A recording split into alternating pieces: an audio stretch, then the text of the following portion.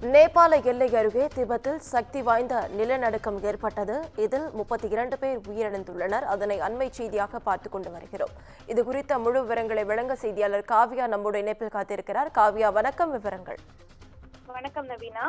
நேபாளம் அருகே திபெத்தில் ஏற்பட்ட நிலநடுக்கம் காரணமாக அங்கு 32 பேர் உயிரிழந்ததாக சீனா அறிவித்திருக்கிறது. தொடர்ந்து அங்கு 38க்கும் மேற்பட்டோர், குறிப்பாக 40க்கும் மேற்பட்டோர் படுகாயமடைந்து சிகிச்சை பெற்று வருவதாகவும் அறிவிக்கப்பட்டிருக்கிறது. நேபாளத்தில் லாபுசே நகரில் இருந்து 93 கிலோமீட்டர் தொலைவில் இந்த நிலநடுக்கம் காலை 6:35 மணிக்கு ஏற்பட்டிருக்கிறது. இதனால் அங்கிருந்த கட்டடங்கள் குலுங்கிய நிலையில் முன்னதாக பொருட்சேதம் குறித்தோ உயிரிழப்பு குறித்தோ எந்த அதிகாரப்பூர்வ அறிவிப்புகளும் வெளியாகாமல் இருந்து வந்தது. தொடர்ந்து நேபாளத்தில் ஏற்பட்ட இந்த நிலநடுக்கம் வட இந்தியாவிலும் உணரப்பட்டதால் மக்கள் அச்சமடைந்தனர். குறிப்பாக வங்கதேசம், இந்தியா, பூடான், சீனா மற்றும் உள்ளிட்ட நாடுகளிலும் இந்த நிலநடுக்கமானது எதிரொலித்ததாக சொல்லப்படுகிறது.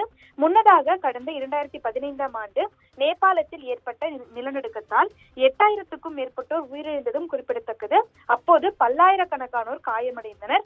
இந்த நிலையில்தான் தொடர்ந்து இன்று காலை 6:35 மணிக்கு 7.1 என்ற சக்தி வாய்ந்த ரெக்டர் அளவில் நிலநடுக்கமானது திபெத் அருகே ஏற்பட்டிருக்கிறது. இதையடுத்து 7:02 மணிக்கு 4.7 ரெக்டர் அளவிலும், தொடர்ந்து மூன்றாவது நிலநடுக்கமானது 7:07 மணிக்கு 4.9 ரெக்டர் அளவிலும் தொடர்ந்து அடுத்தடுத்து 3 நிலநடுக்கங்கள் என்பது ஏற்பட்டது.